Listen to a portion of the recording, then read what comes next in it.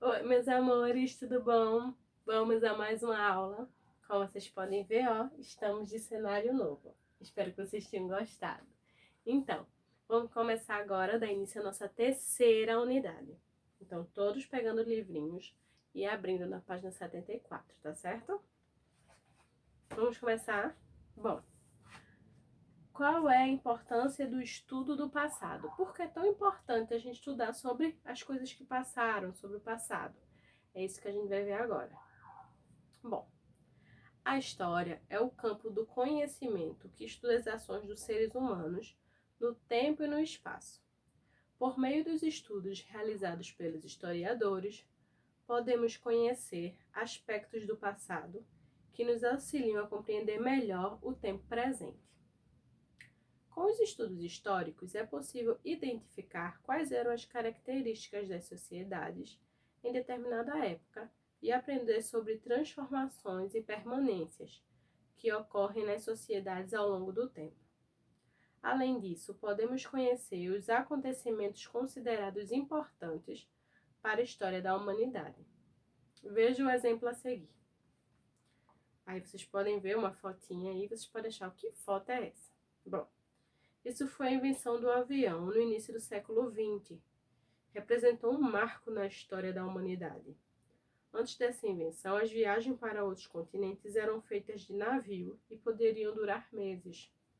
Com o avião, foi possível viajar longas distâncias em um curto período de tempo. Acima, foto do brasileiro Alberto Santos Dumont, inventor do avião, voando com 14 bis na França, em 1906. Primeiro quesito. Em sua opinião, por que esse acontecimento foi considerado um marco para a história da humanidade? Por que vocês acham que isso foi tão importante? Vocês vão escrever no caderno para mim, tá? Segundo, assim como o voo de Santos Dumont, com 14 bis, existem muitos outros acontecimentos considerados importantes para a história da humanidade. Vocês vão falar alguns deles. Vocês vão também, podem pesquisar isso na internet, tá? Agora a página 75. O trabalho dos historiadores. Para construir conhecimento sobre o passado, os historiadores fazem um trabalho de investigação, utilizando os vestígios deixados pelas pessoas. Esses vestígios são chamados de fontes históricas. São exemplos de fontes históricas, construções antigas, monumentos, objetos de uso cotidiano, mapas, moedas, utensílios, roupas, livros, documentos pessoais, obras de arte, ferramentas, máquinas e etc. As histórias e os relatos contados pelas pessoas também são considerados fontes.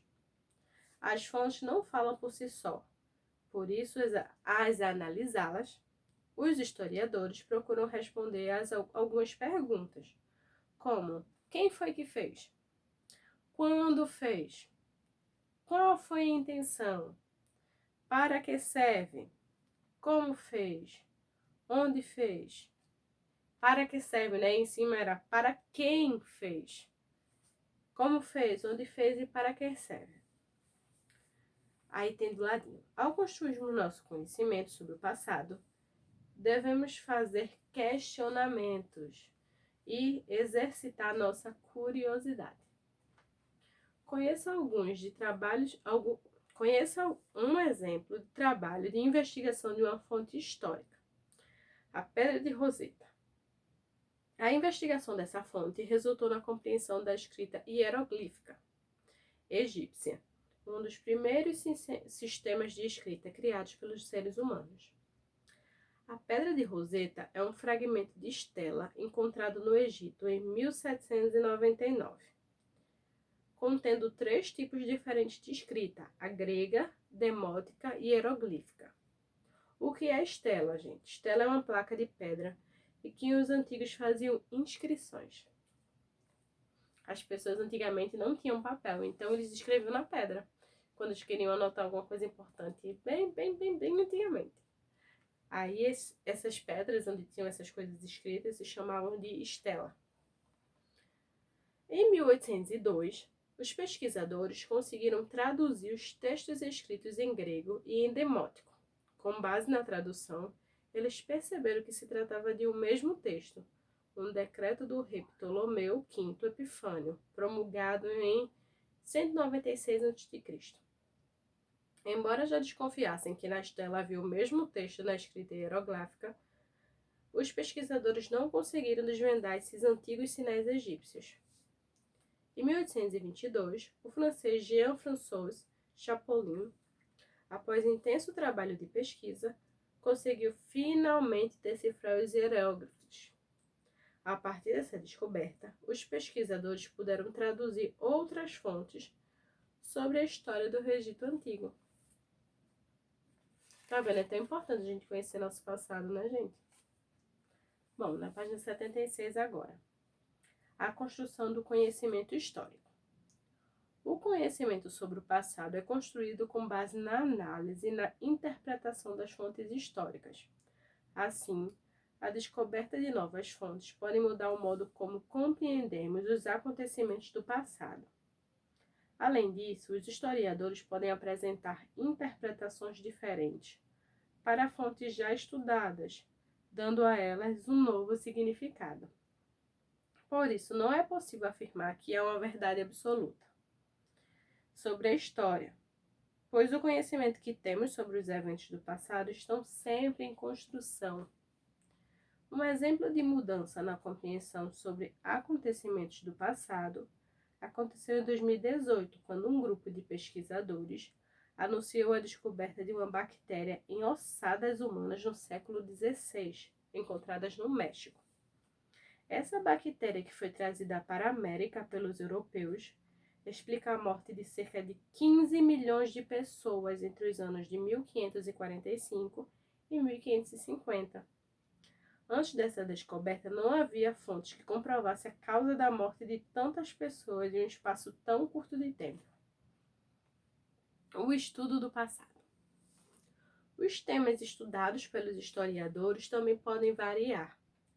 História de uma cidade, de uma pessoa, de um país, de um objeto, de um grupo social, de um sistema de escrita, de uma religião, de um costume, de uma festa e etc.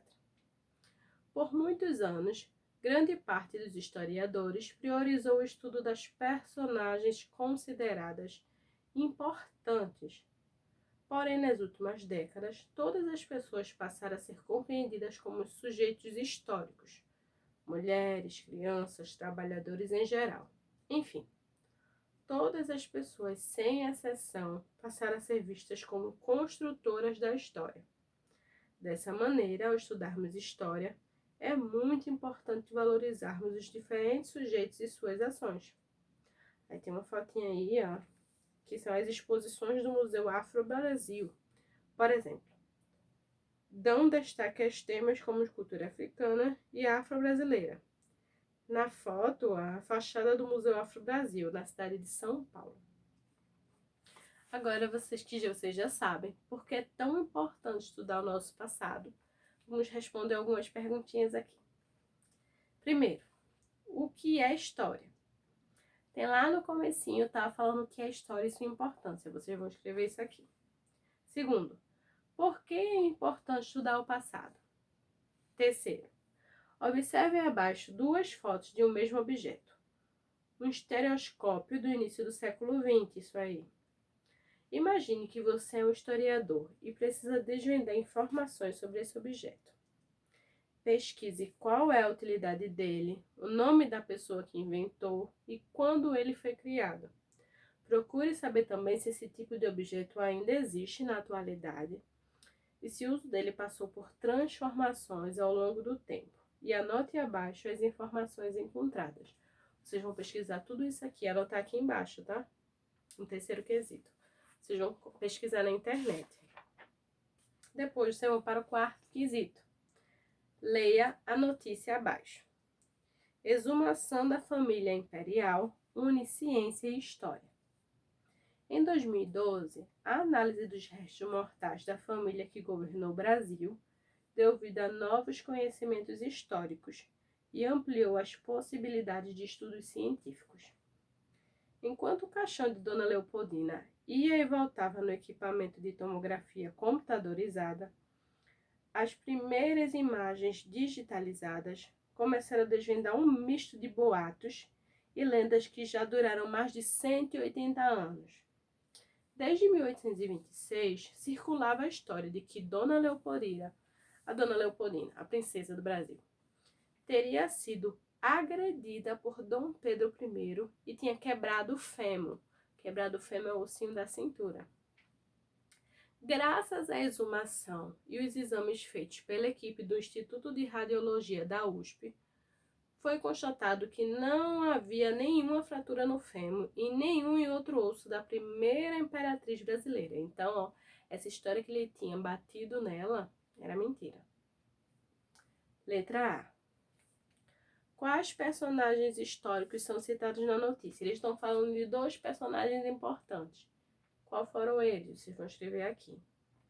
Letra B. Vocês vão passar um tracinho embaixo do texto, onde conta qual foi o boato que estava tendo naquele tempo, que eles precisaram fazer essa tomografia na rainha, na princesa Leopoldina.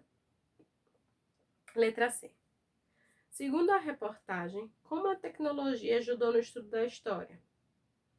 Como foi que a tecnologia ajudou? Ela fez o que para ajudar no estudo da história? Vocês vão contar o que foi que fizeram no corpo dela, o que utilizaram e tudo mais.